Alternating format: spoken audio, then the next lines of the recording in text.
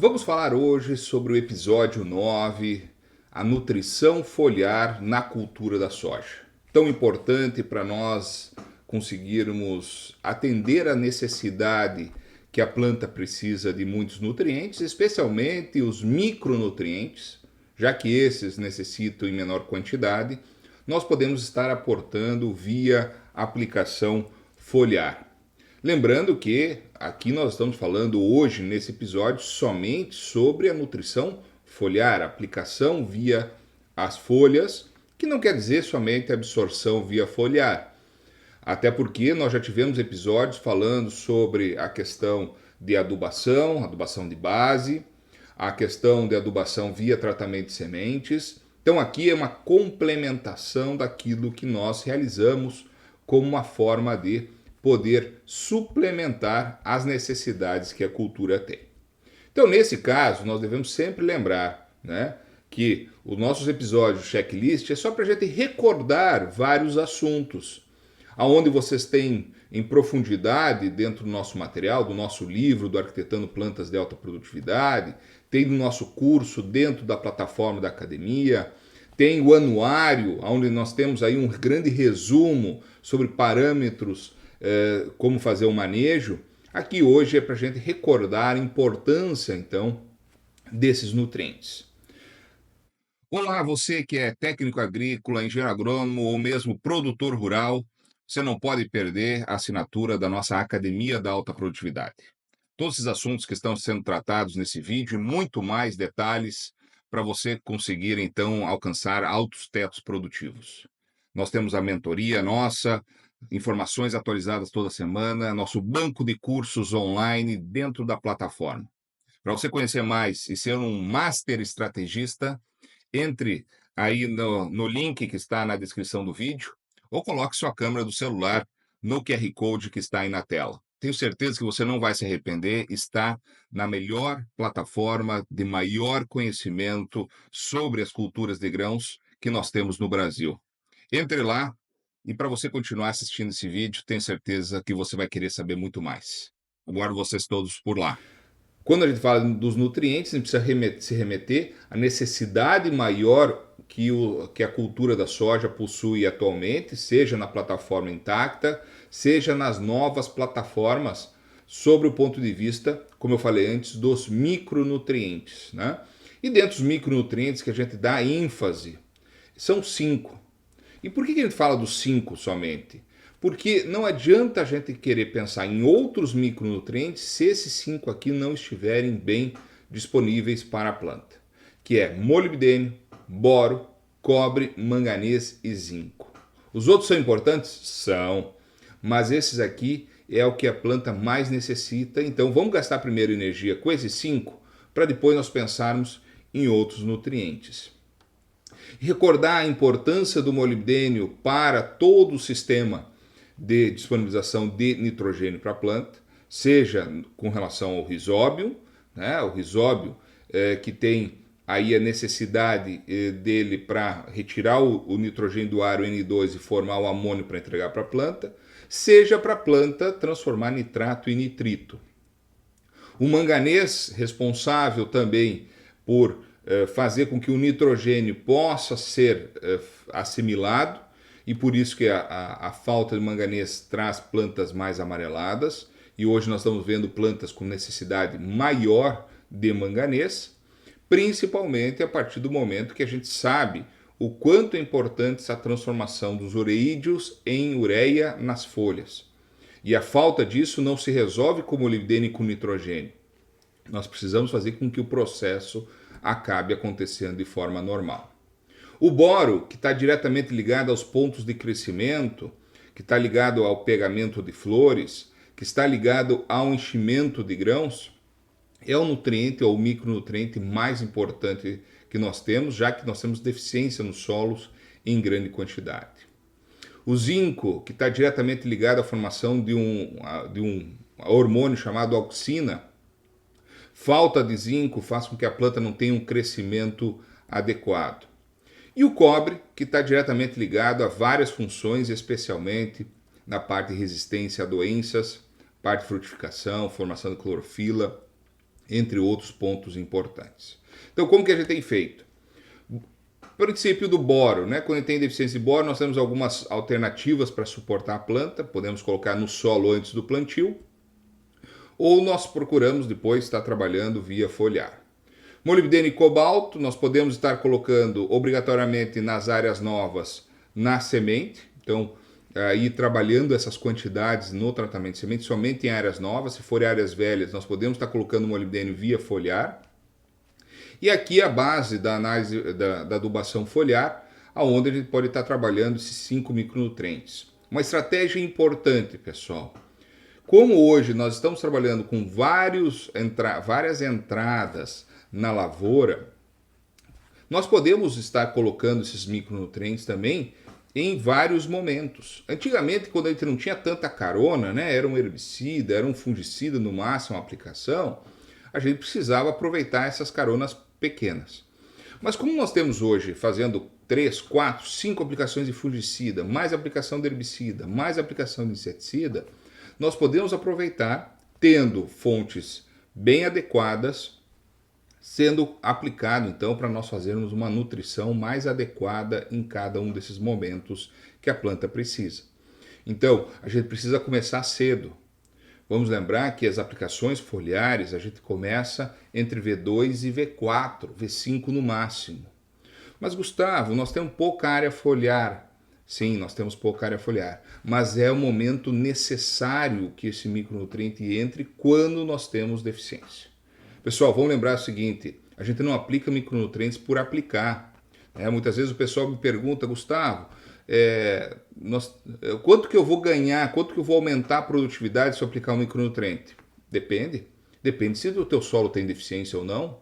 Se o teu solo não tiver deficiência, por isso que nós temos parâmetros para serem utilizados, nós vamos estar aplicando. O mais importante não é saber o quanto vai aplicar, é se precisa aplicar ou não. Esse é o mais importante. E é isso que a gente tem de parâmetros para poder então estar levando com aquilo que a gente chama do método Nutros, né, a melhor nutrição da planta. Não é simplesmente aplicar tudo que a planta tem de necessidade. Não, porque vai depender o quanto que o solo vai estar fornecendo. Então, pessoal, esse é o principal ponto. Então, quando eu coloco os 5 micronutrientes aqui, eu não estou dizendo que tem que aplicar os 5 micronutrientes obrigatoriamente.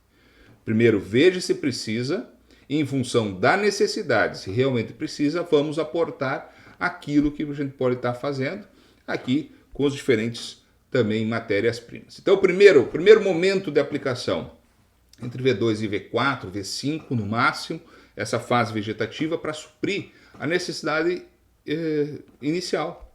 Se faltar boro aqui, a planta não vai ter um crescimento adequado. Faltou zinco, a planta não vai formar auxina para formar raiz. Não adianta eu aplicar zinco lá na frente se a principal ferramenta de formação de raízes, que é justamente a auxina, e essa formação das raízes, a principal estrutura acontece até V5, V6.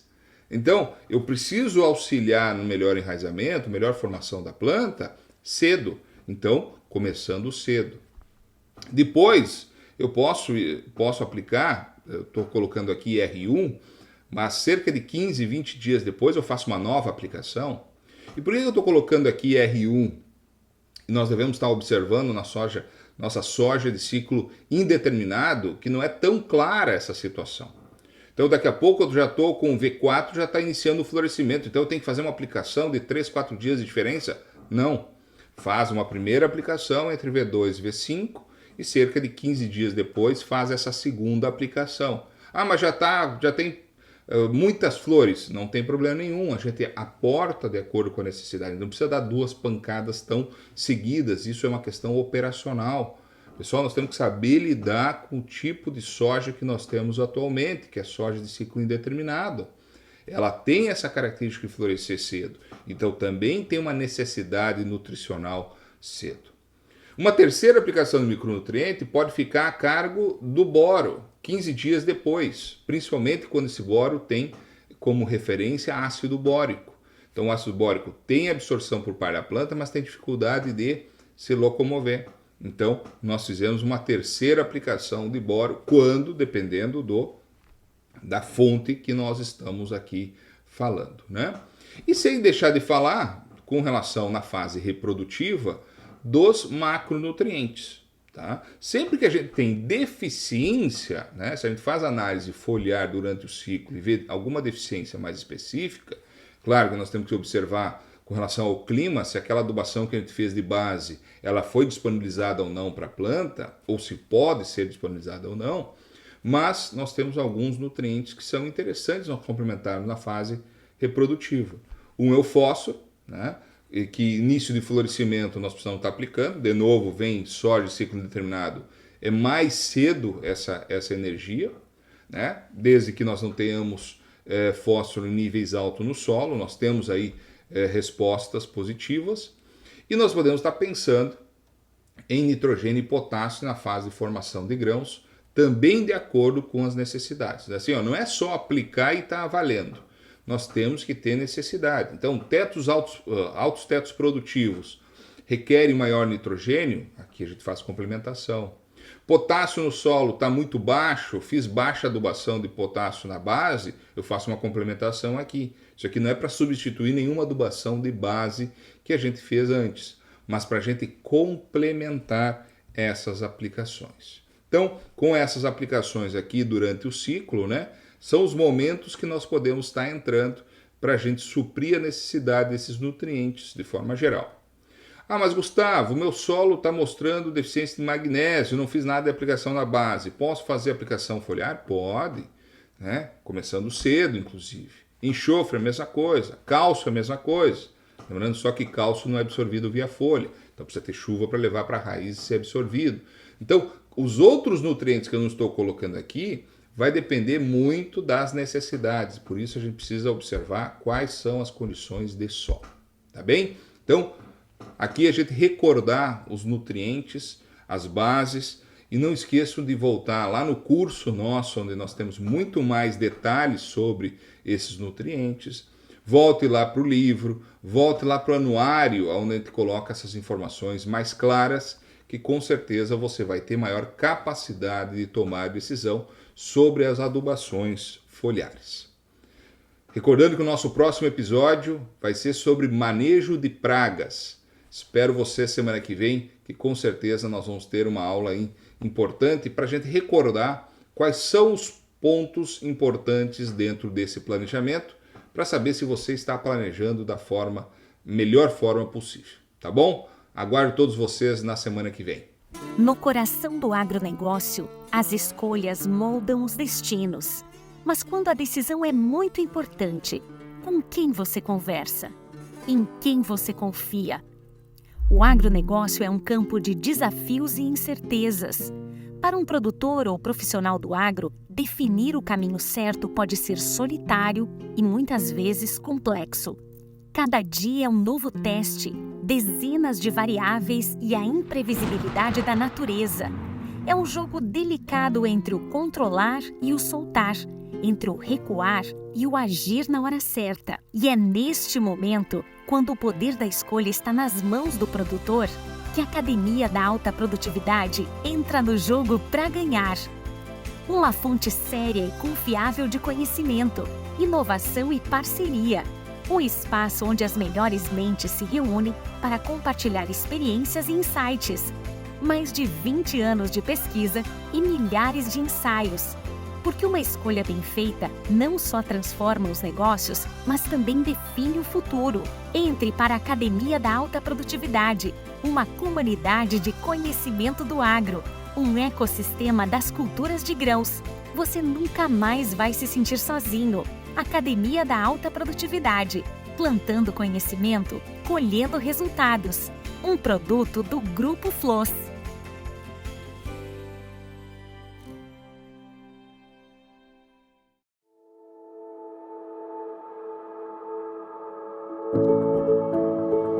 O Grupo Floss nasceu há 23 anos atrás com o intuito de poder estar levando conhecimento agronômico para produtores e posteriormente para levar a técnicos agrícolas, engenheiros agrônomos e com isso fazer com que eles tenham atualização e manejo das principais culturas produtores de grãos de uma forma muito mais eficiente.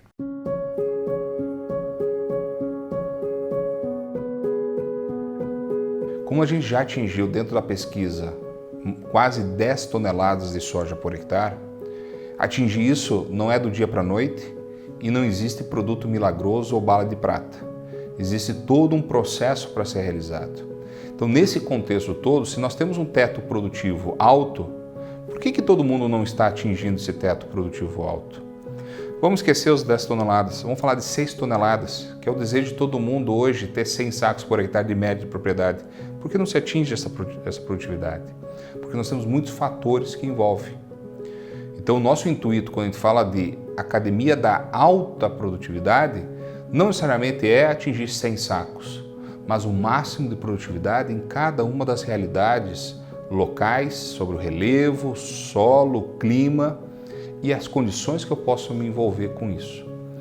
Eu recordo muito quando meu pai falava que em 1975 existia uma cartilha da Embrapa de como produzir 25 sacos de soja por hectare. Naquela época, 25 sacos de soja era uma excelente produtividade. Hoje não paga arrendamento, não paga os custos de produção, muito menos vai gerar renda.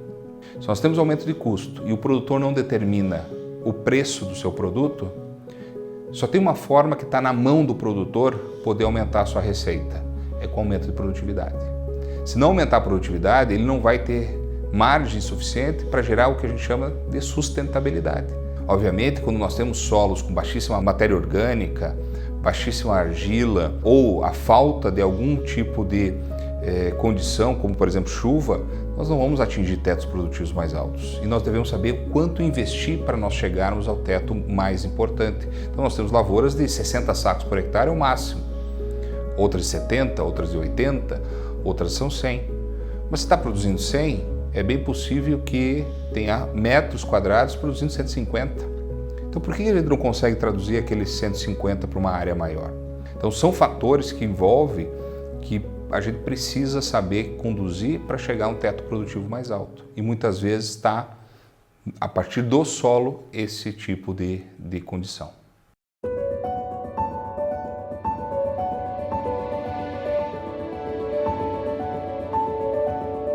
Quando você olha o Brasil cresceu no interior e hoje tem as agrometrópoles, elas foram desenvolvidas a partir da produção de grãos. Não a partir da produção de gado, não a partir do reflorestamento, não a partir de outros tipos de atividades como mineração, mas com a produção de grãos. E por que isso acontece? Porque a produção de grãos se faz através de famílias, e as famílias tendem a fazer os investimentos de forma local, fazendo com que haja desenvolvimento da sua comunidade. Isso é um pouco, acho que, o legado que a gente quer deixar para que as futuras gerações também pensam de uma forma mais racional a produção de grãos. Não de uma forma como meu avô fez, como meu pai fez, mas o que eu posso estar fazendo para frente e principalmente com pessoas com credibilidade. Não com picaretagem, não de qualquer forma, mas aquilo realmente que possa estar desenvolvendo a produção de cada um.